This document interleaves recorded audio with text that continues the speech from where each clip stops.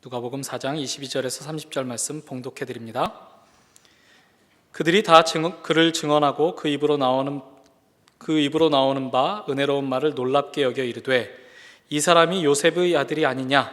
예수께서 그들에게 이르시되 너희가 반드시 의사야 너 자신을 고치라 하는 속담을 인용하여 내게 말하기를 우리가 들은 바 가버나움에서 행한 일을 내 고향 여기서도 행하라 하리라.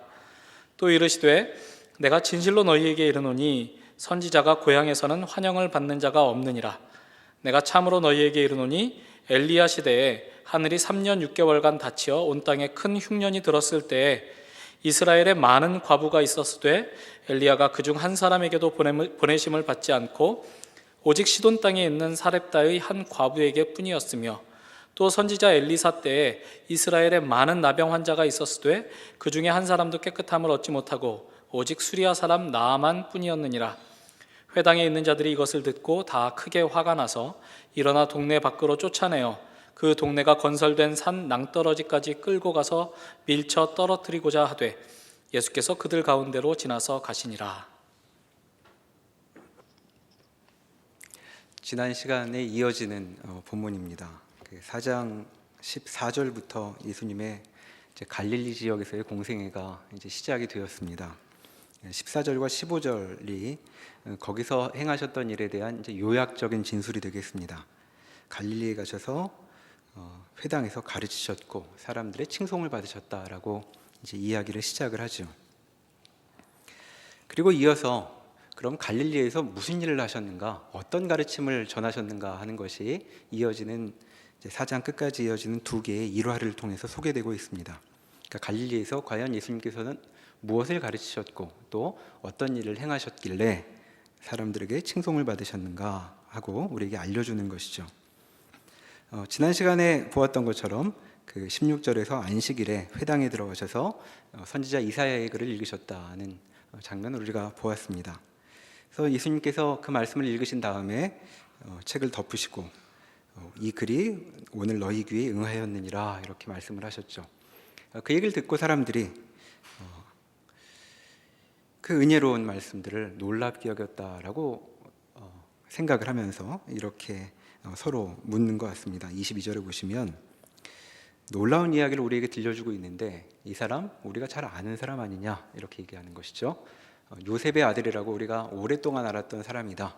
이렇게 얘기를 시작을 하고 있었던 모양입니다. 그랬더니 23절에 예수님이 그들에게 이르시되라고 해서 지금 그들이 뭔가 수군거리고 있는데 이야기를 예수님이 먼저 하십니다.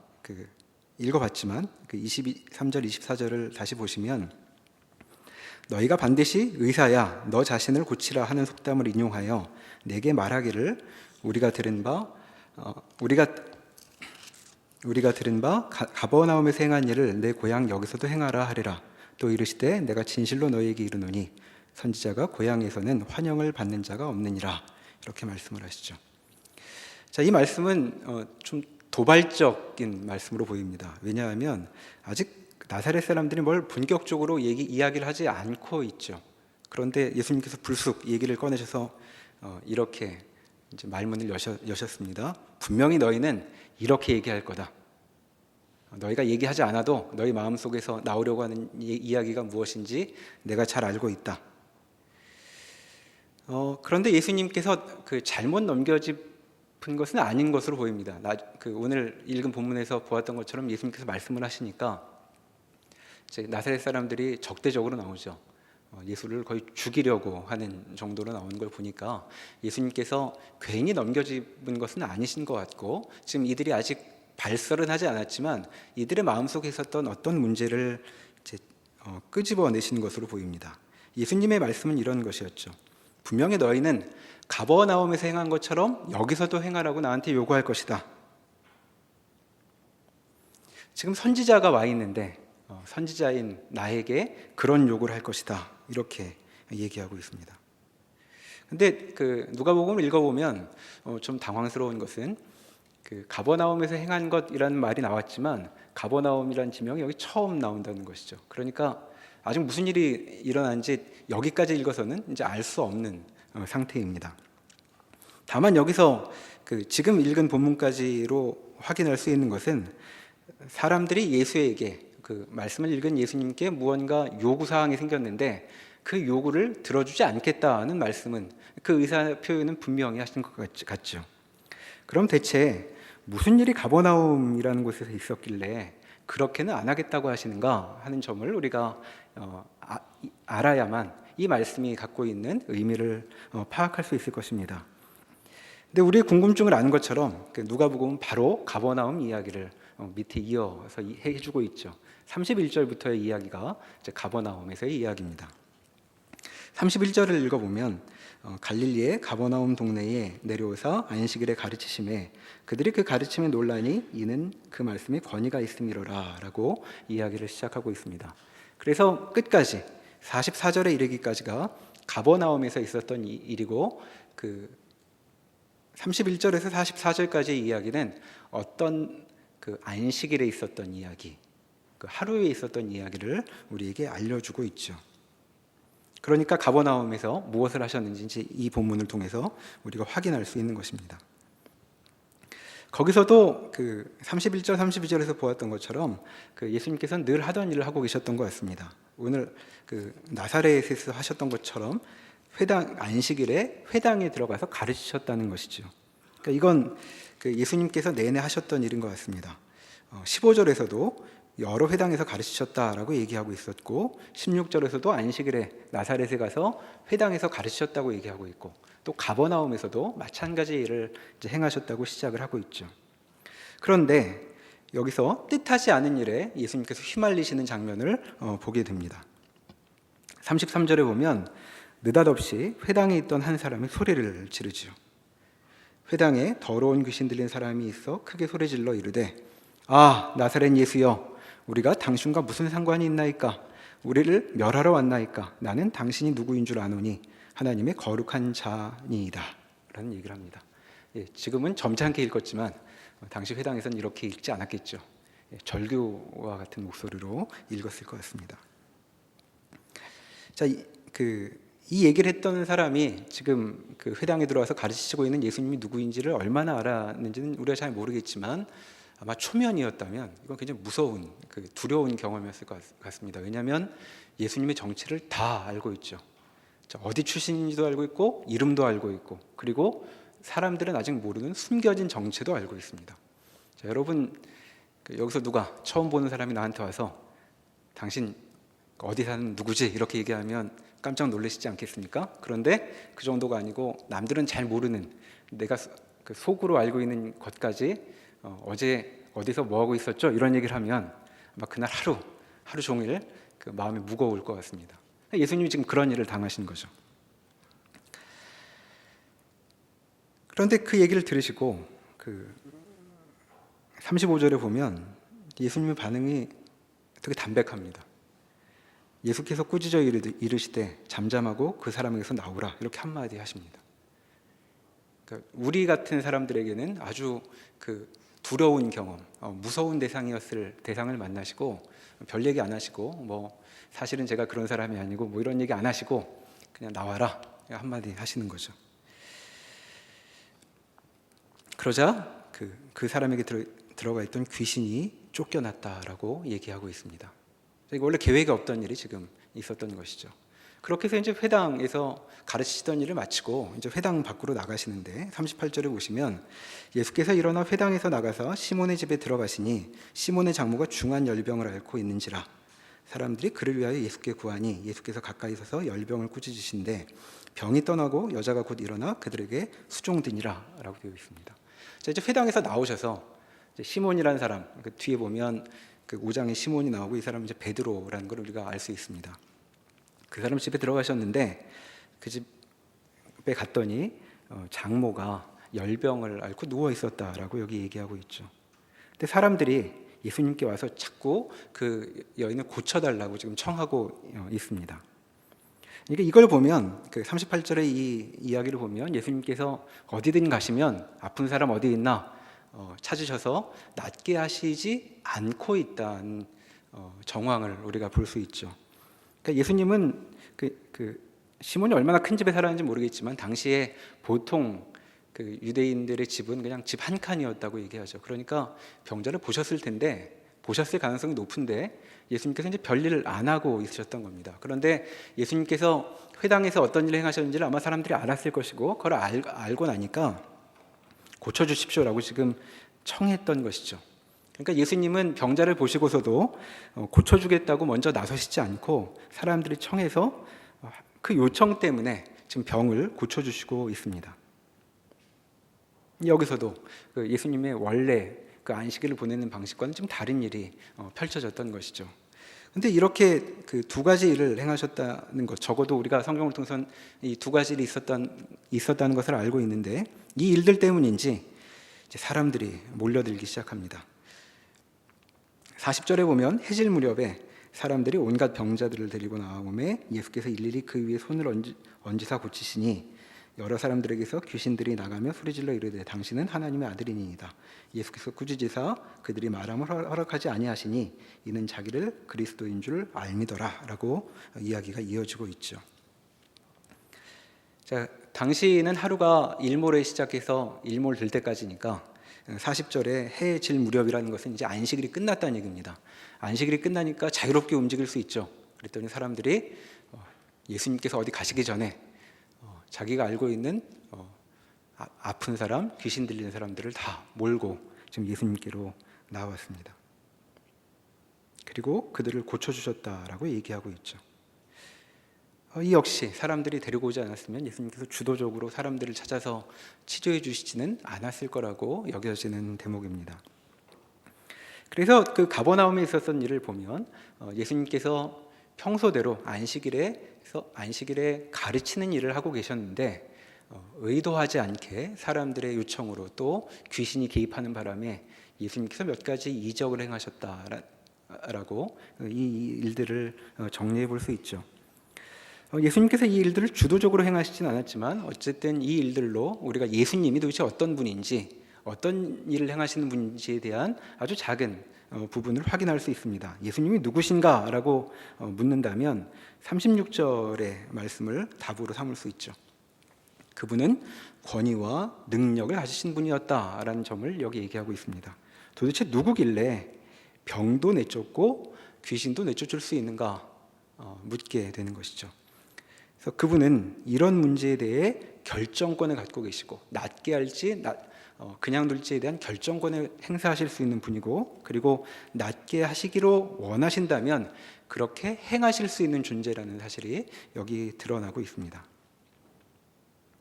그러나 이 일화들이 소개되고 있는 방식을 보면 우리가 지금 살펴본 것처럼 강조점은 예수님께서 권위와 능력을 가지셨다는 점보다는 이런 일들을 행하시는 것이 그분의 주 목적은 아니었다는 점을 먼저 확인할 수 있는 것이죠. 그러니까 예수님께서는 가버나움에 가실 때 이런 기적을 행하려고 가시지는 않았던 것으로 보입니다. 하지만 그렇다고 해서 예수님께서 사람들을 낫게 하고 귀신을 내쫓으실 때 이런 일을 아무것도 아닌 일인 것처럼 여기지도 아니하셨다는 점도 오늘 본문이 우리에게 강조하고 있는 바죠. 사람들을 어떻게 대하고 있는지 우리가 방금 읽어본 기적들을 좀 자세히 살펴보면서 확인할 수 있습니다. 예수님은 이런 일들을 어떤 태도로 행하고 계시는가? 35절에 보면 이런 한마디의 말씀이 나옵니다. 귀신이 그 사람을 무리 중에 넘어뜨리고 나오되 그 사람은 상하지 아니한지라. 자, 마지막 구절, 그 사람은 상하지 아니한지라라는 말은 의도적으로 한마디를 좀 덧붙이고 있는 느낌이 들죠. 자, 예수님이 귀신을 꾸짖으시자 귀신은 그 사람을 무리 중에 넘어뜨리고 나왔다고 되어 있습니다. 여기 넘어뜨리고는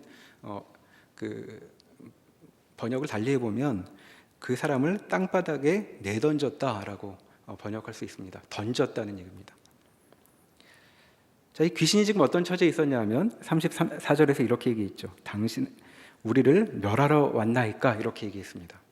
자, 절 죽이려고 그러시는군요. 이런 얘기죠. 자, 여러분 죽음의 위협을 당하면 우리라면 어떻게 행동합니까? 평소같이 행동하지 않겠죠. 귀신은 어땠을까요? 귀신은 우리보다 이 말의 의미를 더 제대로 알고 있으니까 아마 정상이 아니었을 겁니다. 자, 그러면 이 사람을 어떻게 던졌을까요? 한번 상상해 보시죠. 지금 멸망을 선고받은 존재가 쫓겨나면서 하고 있는 일입니다. 자, 이 상황에서 굳이 한마디 첨부하고 있는 말이 그 사람이 상하지 아니하였다라는 말인 걸 보면 지금 예수님께서 이 사람이 왜 상하지 아니하게 되었는가 하는 이 일에 어떤 영향을 끼치고 있다고 우리가 짐작해 볼 수 있죠. 귀신이 가볍게 사람을 툭 던지고 나갔다거나 또는 부드럽게 쫓겨나는 바람에 사람이 몸이 성하였다는 말이 아닌 것으로 보이죠. 아마 그는 이제 이 사람에게 더 이상 있을 수도 없고 나는 정처를 알 수 없게 됐고 그래서 우리가 가출하는 것보다 훨씬 센 그런 감정을 담아서 행동을 했을 겁니다. 아마 패대기를 쳤을 거였죠. 무리 중에 자, 사람들이 회당에 모여 있는데 그 몸을 던져서 집어 던지듯 그렇게 던져버리고 나온 것 같습니다. 그러니까 귀신은 지금 행패를 부리고 있는데 예수님이 그 행패로 사람이 상하지 않도록 지켜내셨다, 이런 얘기를 지금 하고 있는 것이죠. 자, 그러니까 예수님께서 지금 이 귀신을 내쫓는 장면에서 어디에 힘을 기울이신 것처럼 보이십니까? 자, 귀신 내쫓을 땐 나가라 이렇게 한마디 하셨으면 됐습니다. 근데 사람은 훨씬 신경 써서 지키신 것 같죠.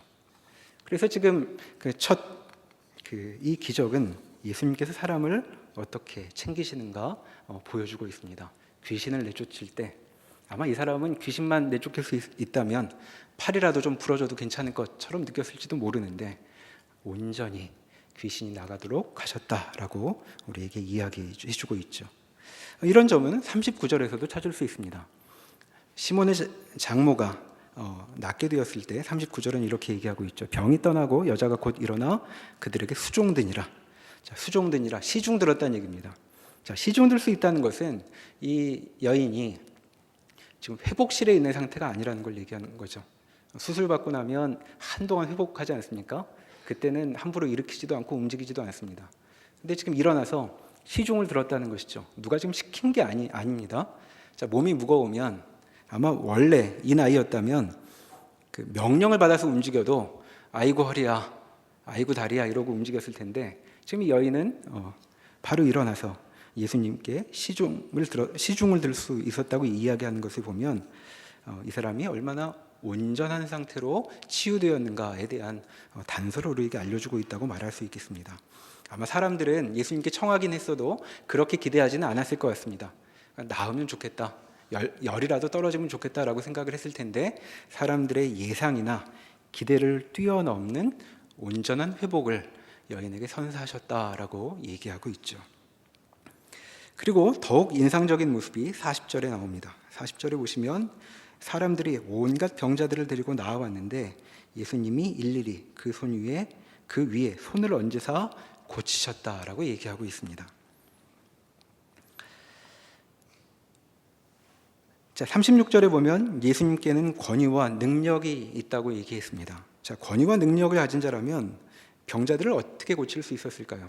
아마 여러 가지 방식이 가능한데 제가 생각해 볼 때 제일 손쉽게 하실 수 있는 방법은 이런 것 아니었을까 싶습니다. 자, 일단 집안에 다 들어와, 아픈 사람은 다 들어오라, 보호자는 다 나가시고, 자, 환자들로 꽉꽉 채워서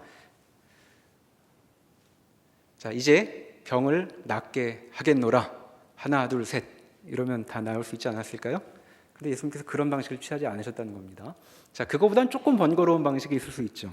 자, 한 명씩 와봐라 이렇게 얘기하실 수 있고, 어떻게 하실 수 있을까요? 앞에 두 건을 어떻게 해결하셨습니까? 꾸짖으셨죠. 그러니까 말만 하셔도 됩니다. 어디가 아프느냐, 나가라, 내 이놈, 이러면 이제 다 고쳐주실 수 있는 거죠. 근데 예수님은 그 방법도 취하지 아니하시고 이렇게 하셨죠. 일일이 손을 얹으셨다라고 얘기하고 있습니다. 자, 손을 어디에 얹으셨을까요? 아마도 아픈 부위에 얹으시지 않았을까 싶습니다. 심장이 아프다고 왔는데 발을 만지실 것 같지 않고, 굳이 아픈 부위에 손을 대셨을 거라고 우리가 상식적으로 예상해 볼 수 있죠. 자, 이런 모습을 보면 예수님께서 지금 사람들을 어떤 식으로 대하시고 있는가를 우리가 음미해 볼 수 있습니다.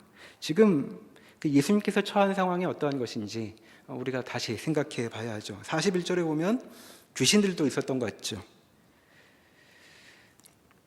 자, 아픈 사람들이 모여옵니다. 사람들이 치유할 수 없이 오랫동안, 그리고 심하게 아팠던 사람들, 아마 냄새도 좋지 않았을 것 같죠. 그리고 여기저기 신음소리가 있었을 것 같습니다.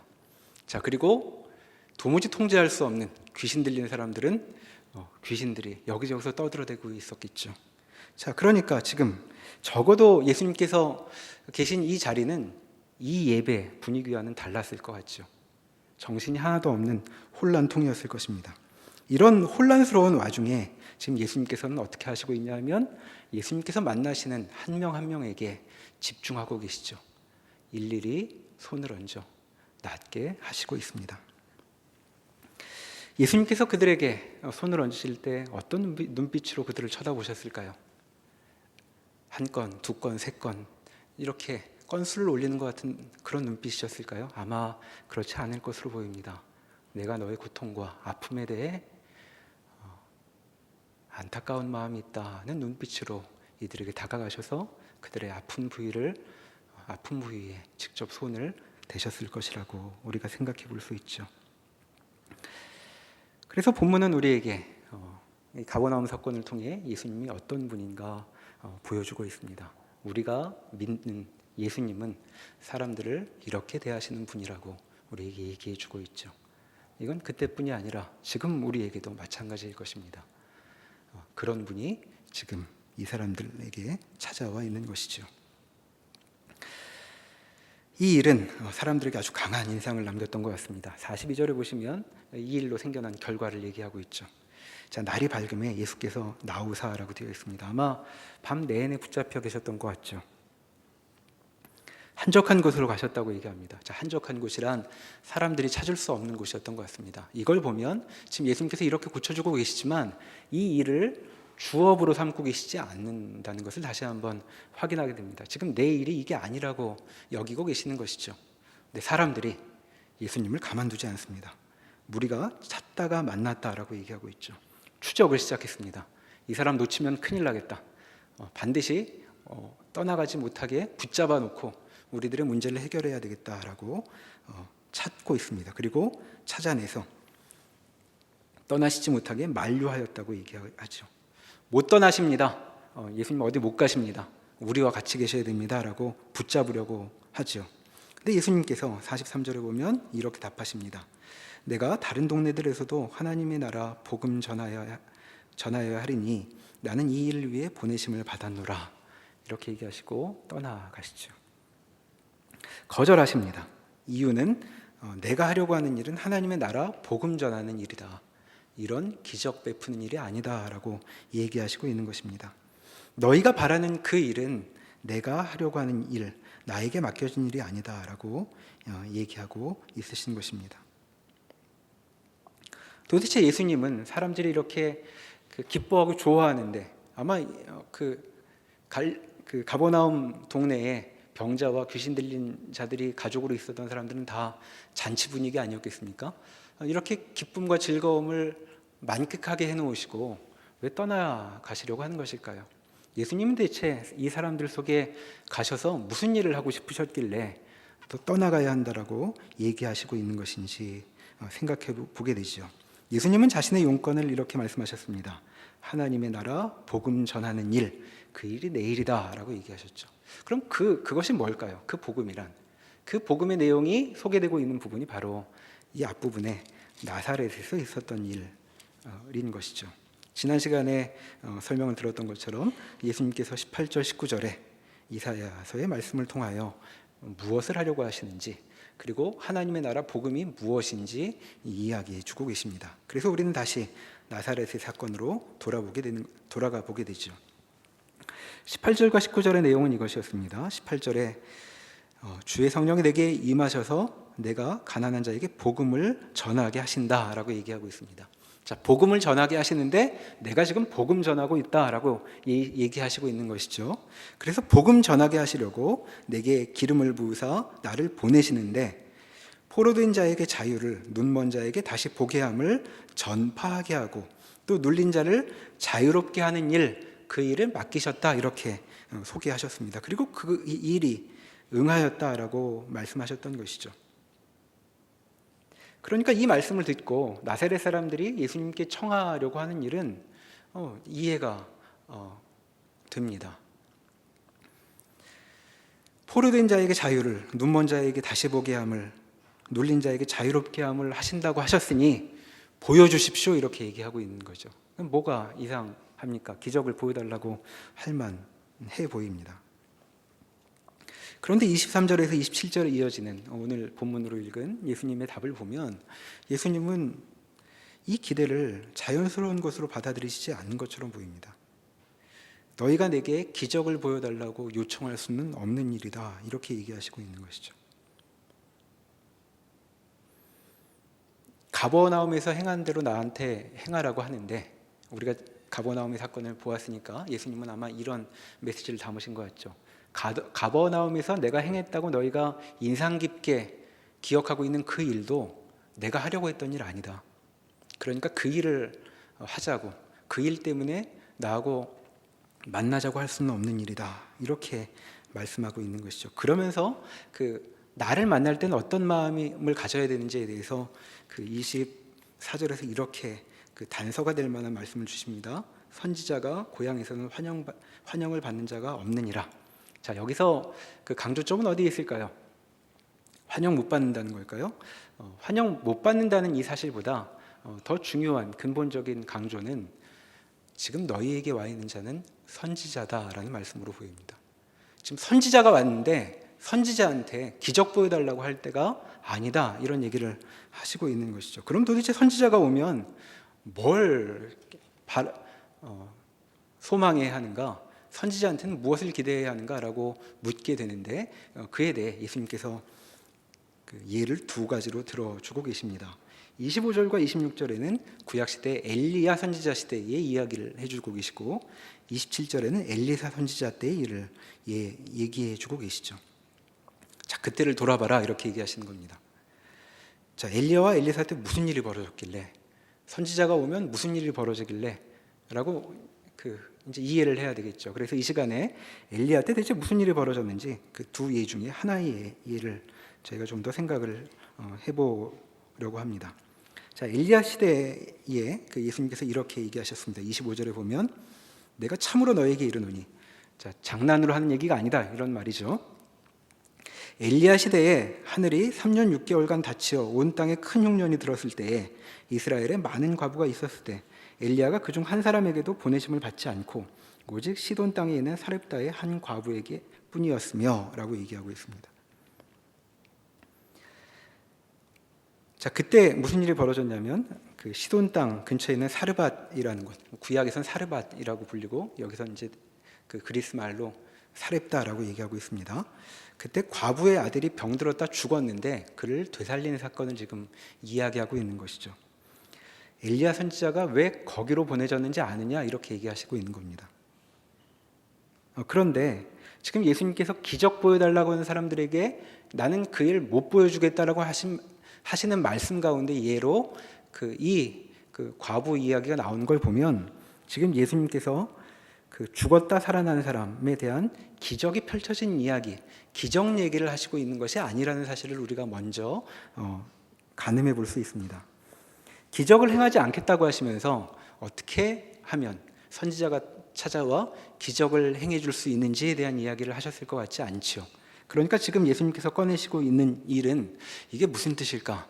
우리가 좀 더 집중해서 살펴볼 필요가 있습니다.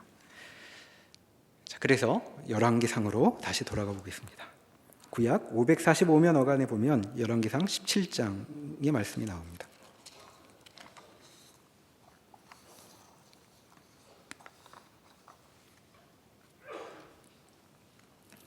예수님께서 누가복음에서 인용하셨던 이 사건, 엘리야 시대의 사건은 열왕기상 17장에 나와 있는 이야기입니다.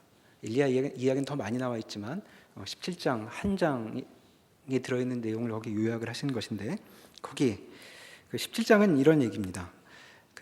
엘리야 선지자가 아합 왕에게 가뭄을 선포하고 가뭄을 선포한 이후에 그 가뭄 내내 여기저기 돌아다닌 이야기가 기록되어 있죠. 자, 예전에 이 본문으로 이 본문을 같이 살펴본 적이 있는데 이 시간 다시 한번 좀 살펴보겠습니다. 1절에 보시면 17장 1절에 그 엘리야가 아합 왕에게 이렇게 이야기하죠. 내가 섬기는 이스라엘의 하나님 여호와께서 살아계심을 두고 맹세하노니 내 말이 없으면 수년 동안 비도 이슬도 있지 아니하리라 하고 그 얘기를 합니다. 내 말이 없으면 수년 동안 비도 이슬도 있지 아니하리라. 자, 비와 이슬은 바알신 전문 영역이었습니다. 당시 사람들이 생각하기에. 자, 바알신은 원래 이스라엘에서 섬기던 신이 아니었죠. 아마도 아합 왕 오므리 왕 때 이제 딸 이세벨을 시집 보내면서 본격적으로 전파했던 것 같습니다. 이스라엘이 왜 바알신 아세라신을 신을 섬기는 그 종교 체제를 도입을 했을까요? 아마도 비와 이슬 때문이었겠죠. 농사 때문에 전문가를 초빙을 한 셈입니다. 그런데 지금 엘리야 선지자가 뭐라 그러냐면 비가 안 올 거라고 그러죠. 이슬도 안 오고. 그러니까 왕으로 봐서는 아주 난감한 상황이 됐습니다. 나라의 번영을 위해 어렵사리 새로운 제도를 도입을 했는데 무용지물이 될 것이다. 이렇게 얘기하고 있는 것이죠. 그 선지자가 등장해서 생각하고 있던 현실이 망가지기 시작합니다.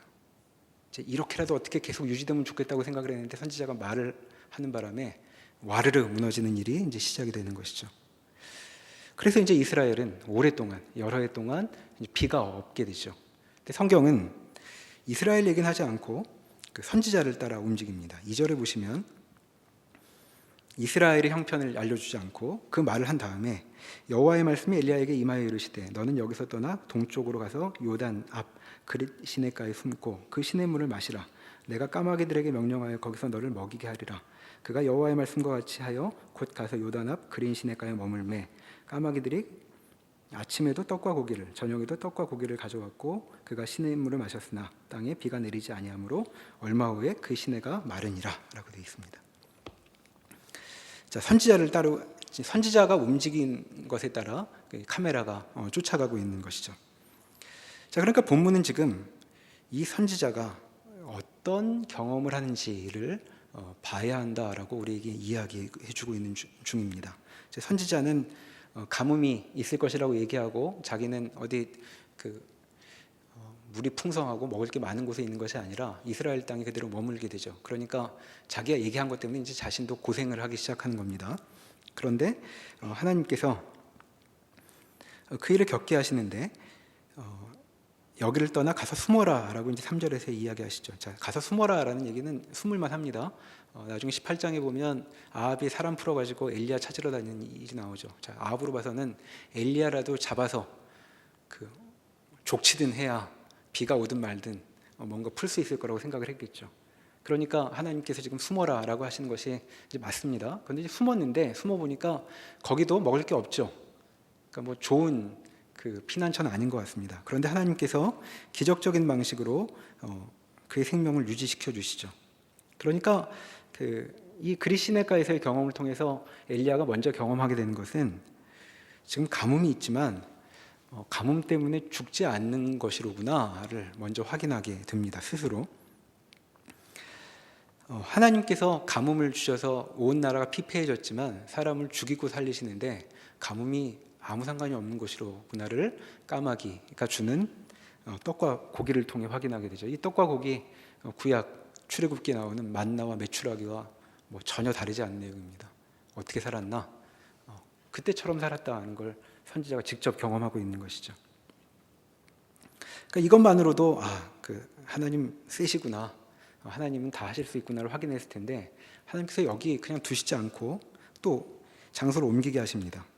그러니까 하나님이 선지자를 어디 가만히 두시지 않고 몰고 가시는 것 같은 느낌이 들죠. 자, 처음 시작은 그것이었습니다. 시냇가에 물이 말라버렸죠. 뭐 이런 곳이 있을까 싶습니다. 하나님께서 가라고 하신 곳인데 여기도 물이 없다니. 자, 그래서 이제 물이 마르니까 8절에 하나님께서 이렇게 얘기하시죠. 여호와의 말씀이 엘리야에게 임하여 이르시되 너는 일어나 시돈에 속한 사르밧으로 가서 거기 머물라. 내가 그곳 과부에게 명령하여 내게 음식을 주게 하였느니라. 자, 그래서 또 자리를 옮기게 됩니다.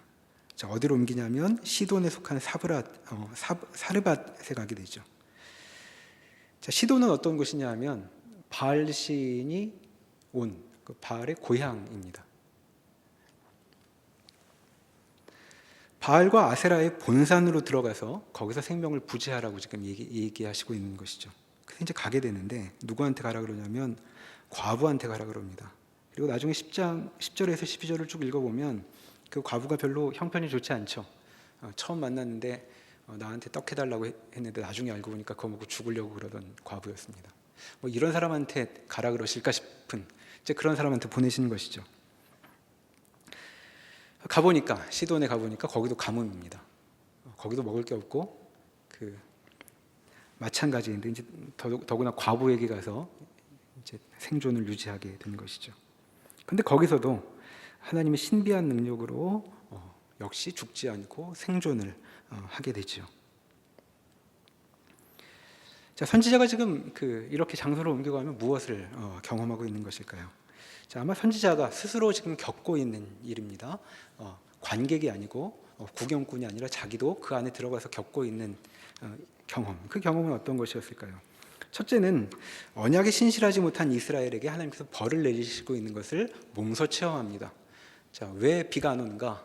하나님을 떠나갔기 때문이죠.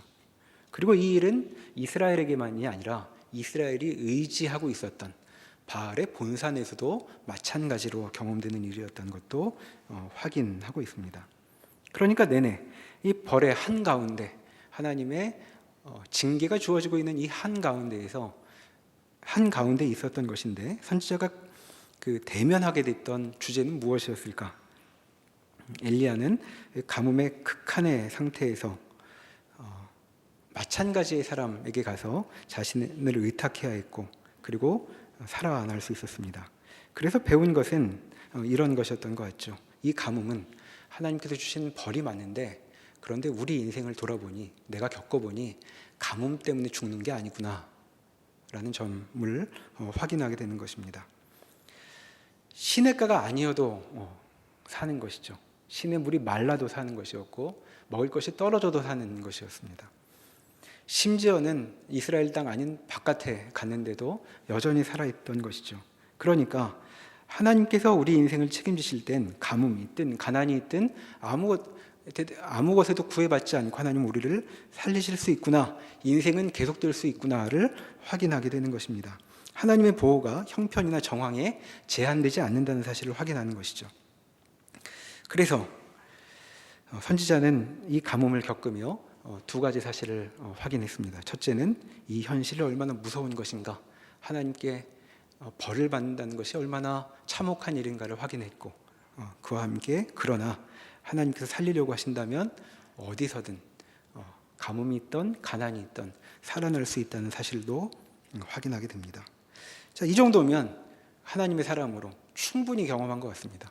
하나님에 대해서 이 정도 알면 충분한 것 같은데 하나님은 엘리야를 좀 더 깊은 문제로 데려가시는 것처럼 보이죠. 자, 의외의 사태가 생겨납니다. 그것은 엘리야가 의탁하고 있던 이 집 과부의 아들이 죽어버리는 데서 시작이 되죠. 17절에 보시면 이 일 후에 이제 그렇게 먹고 살고 있는데 그 집 주인 되는 여인의 아들이 병들어 증세가 심히 위중하다가 숨이 끊어졌다라고 얘기하고 있습니다.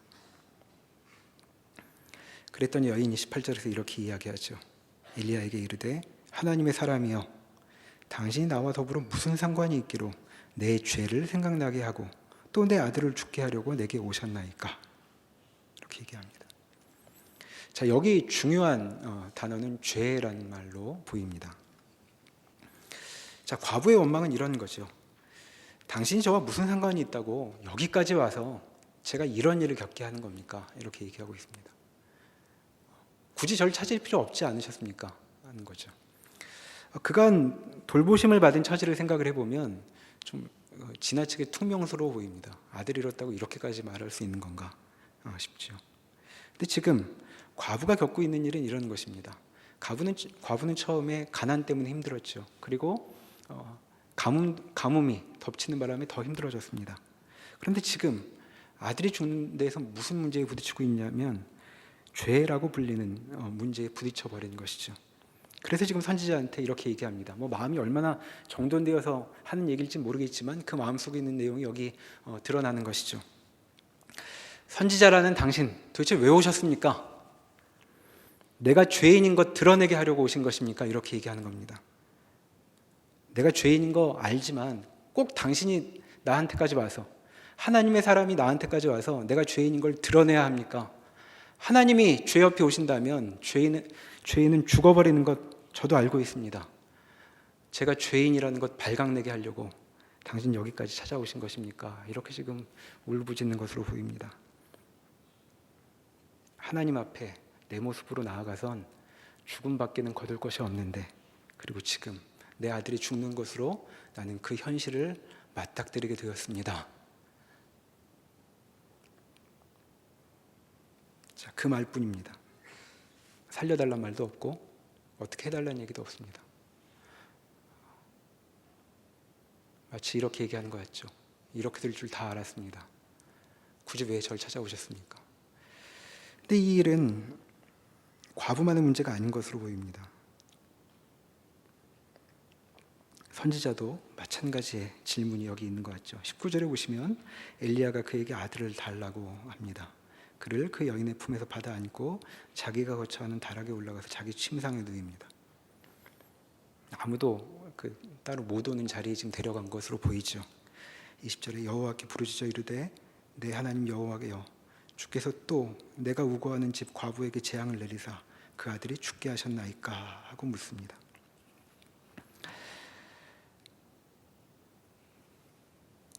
또 내가 우거하는 집 과부에게 재앙을 내리셨습니까? 이 또라는 말, 인상적인 말이라고 예전에도 한번 설교하면서 나눴던 것 같습니다. 여기서도 그 일을 또 버리셨습니다, 이런 얘기죠. 저 가는 곳마다 재앙 아니었습니까? 제가 아합한테 가서도 재앙밖에 얘기할 수 없지 않았습니까? 그리 시냇가에 가서 좀 살았지만 거기도 시냇가가 말라버렸습니다. 그리고 제가 그리 시냇가에서 시돈까지 오는 동안 이스라엘 전역을 다 거쳐서 여기까지 왔는데 내내 본 것이 무엇이었겠습니까? 사람들이 가뭄으로 여기저기 다 죽어가는 그 장면 보고 여기까지 왔습니다. 그래서 여기 와서 이제 하나님께서 이 일 가운데에서도 생명을 유지시키신다는 것을 보여주셔 놓고, 그런데 여기에까지 재앙을 데리고 들어오도록 하신 것입니까? 라고 지금 선지자가 묻고 있습니다. 그러니까 앞에 그 여인이 이야기했던 것처럼 선지자가 같이 똑같은 말로 하나님께 외치고 있는 것 같습니다. 하나님 대체 왜 여기에까지 팔을 펼치시는 겁니까? 왜 여기까지 오셔서 이 문제를 들추시는 겁니까?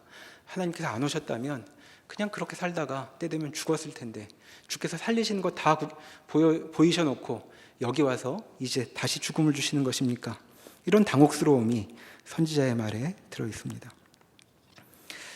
그러니까 선지자는 지금 하나님께 이렇게 얘기합니다. 여기에서까지 재앙, 참사가 벌어져야 하는 것입니까?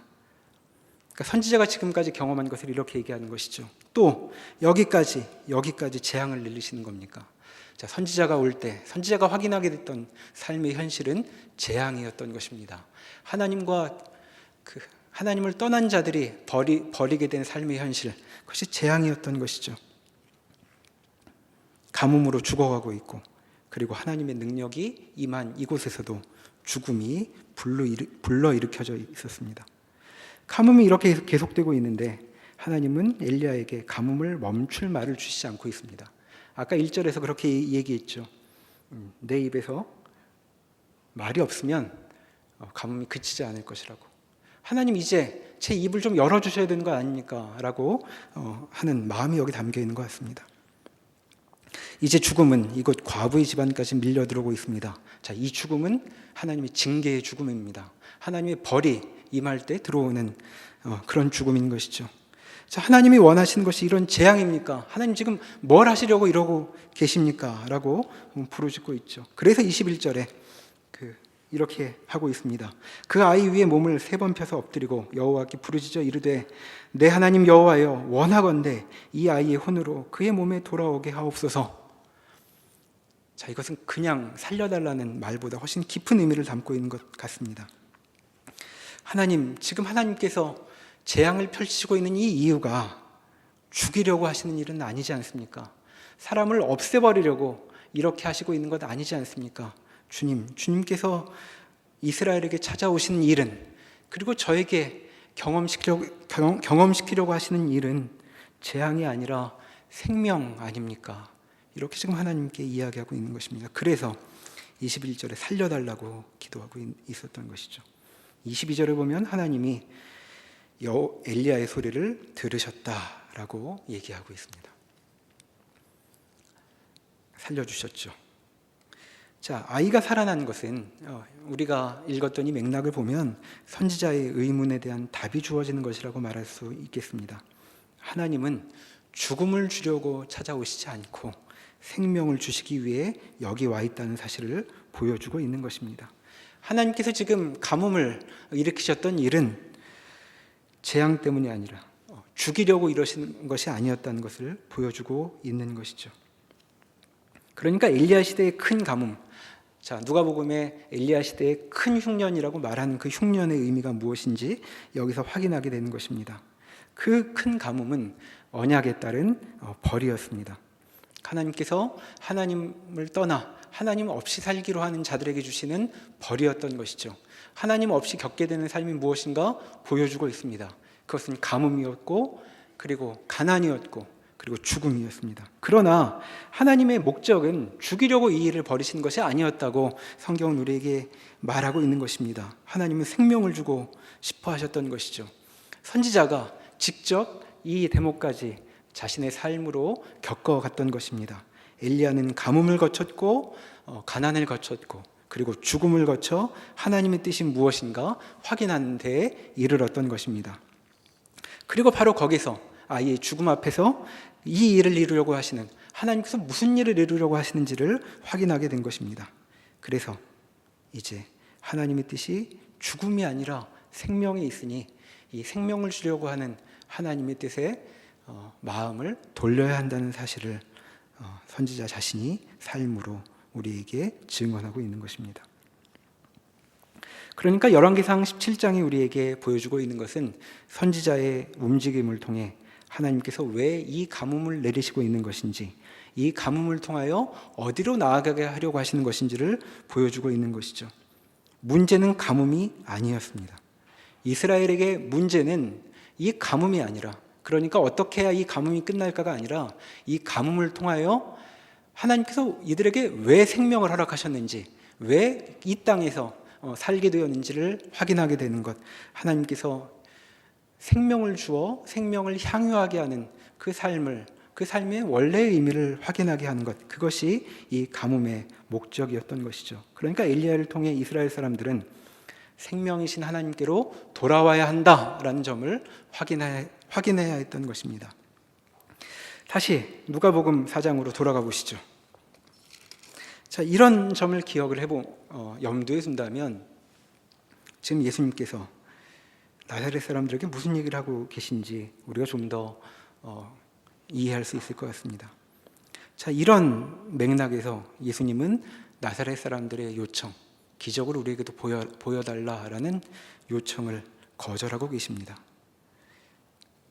마치 가뭄에 응답하시지 않았던 것처럼 지금 우리의 문제, 내가 당면한 문제, 내 인생이 이것 때문에 꼬여 있습니다 라고 여기는 그 문제에 답하지 아니하시겠다고 말하고 있는 것이죠. 문제는 우리 인생을 흐트러뜨리고 있는 그 작은 것, 그것이 문제가 아니라 삶 자체가 문제였기 때문입니다. 예수님은 생명을 주려고 오셨습니다. 가버나움에서 있었던 사건이 인상적으로 보여주고 있는 것처럼 예수님께서는 한 사람 한 사람을 귀하게 대하시면서 그들 한 명 한 명에게 생명을 주려고 하시죠. 그런데 그들에게 생명을 주시려고 할 때에는 사람들의 마음의 준비가 필요한 것 같습니다. 왜냐하면 사람들은 생명 말고 가뭄만 해결하고 싶어 하기 때문이죠. 그러니까 지금 나사렛 사람들, 또 가버나움 사람들은 예수님 앞에서 무엇이라고 얘기하고 있냐 하면, 우리는 하나님의 의도까지는 생각하고 싶지 않습니다. 바알 같은 역할만 해준다면 충분합니다. 이렇게 얘기하고 있던 것이죠. 그런 이들에게 예수님께서 말씀하고 계십니다. 엘리야 시대 큰 흉년과 같은 자리에 내가 온 것이다. 너희의 삶이 무엇인지 아느냐? 그런 흉년과 같은 것이다.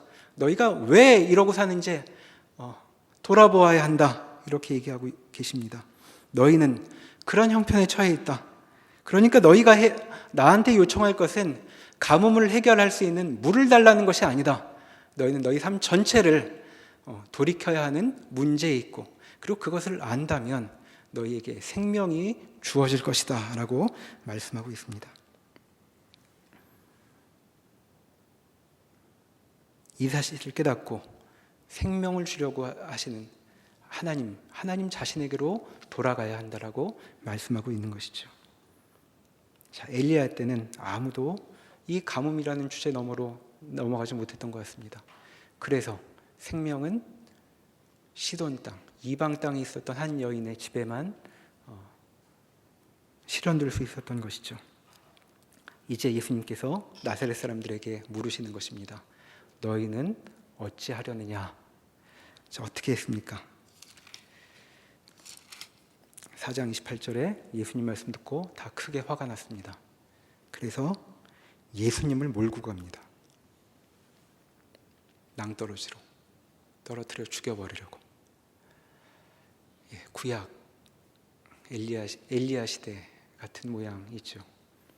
자, 이것이 나사렛 사람들의 반응이었습니다. 자, 다음 시간에 보시게 되겠지만 이것과 다른 반응이 하나 나오죠. 5장에 보시면 여기 짤막하게만 짚어보겠습니다. 자, 시몬이 나오죠. 자, 시몬 어부입니다. 네, 그 시몬 배 위에 오르셔서 예수님께서 가르치시죠. 원래 사역의 주 목적대로 가르치십니다. 자, 가르치시고 나서 4절에 보면 말씀 마치시고 시몬에게 가서 깊은 데로 가서 그물을 내려 고기를 잡으라 이렇게 얘기하죠. 그래서 시몬이 거기서는 잘 안 잡힐 것 같은데 시키시니까 가겠다고 얘기를 합니다. 5절에 그 얘기입니다. 이미 밤새도록 잡으려고 했지만 못 잡았습니다. 그런데 제가 말씀하시니 그물 내리러 갑니다. 그랬더니 그물이 찢어지도록 많이 잡히죠. 자, 8절에 보면 이 일을 겪고 시몬 베드로가 이렇게 반응하죠. 이를 보고 예수의 무릎 아래에 엎드려 이르되 주여 나를 떠나소서 나는 죄인이로소이다 라고 얘기하고 있습니다. 사르밧 과부의 말처럼 보입니다. 저 죄인입니다. 이게 무슨 느닷없는 얘기일까요? 지금 베드로는 물고기가 많이 잡혔다는 것, 거기 너머로 가고 있는 것 같습니다.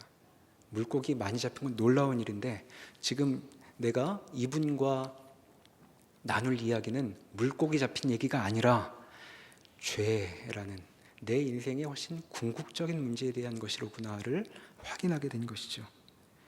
자, 그랬더니 예수님께서 뭐라 그러십니까? 10절에 보면 시몬에게 이르시되 무서워하지 말라 이렇게 얘기하고 계십니다. 저는 죄 때문에 죽게 되었습니다 라고 얘기하는 사람에게 그렇게 깨달을 수 있었다면, 네가 정말 나를 죄라는 문제와 만나려고 한다면 너는 안도해도 좋다. 나는 생명을 주기 위해 너에게 왔기 때문이다 라고 말씀하고 계신 것입니다. 자, 이렇게 예수님은 갈릴리 공생의 사역을 시작하십니다. 자, 복음서를 읽으며 예수님께서 무슨 문제로 사람들을 만나고 계시는가 우리가 더 자세히 살펴보게 될 것입니다. 그리고 오늘 우리에게도 마찬가지 질문이 주어져 있습니다. 자, 하나님은 우리와 무엇을 하려고 하시는 것일까요? 그리고 우리는 하나님과 무엇을 하려고 하나님 앞에 나와 있는 것인가? 이 시간 함께 돌아보면 좋겠습니다. 기도하시겠습니다. 하나님께서 보내신 예수님은 사람들에게 참 좋으신 분이었던 것 같습니다. 병자들을 참 귀하게 대하시고 그들을 낫게 하셨습니다. 그러나 하나님의 원하시는 바는 병을 낫게 하고 귀신을 내쫓아서 주시는 해방 정도가 아니었다고 말씀하고 있습니다. 예수를 따르는 자는, 예수님의 복음을 듣는 자는 그보다 더 근본적인 자리로 나아가야 했습니다. 하나님, 우리도 주의 복음을 소개받는 자들이오니 주의 뜻을 따라 하나님께서 우리와 해결하고 싶어 하시는 자리까지 순종함으로 나아가 응답할 수 있도록 도와주시옵소서. 예수님의 이름으로 기도합니다. 아멘.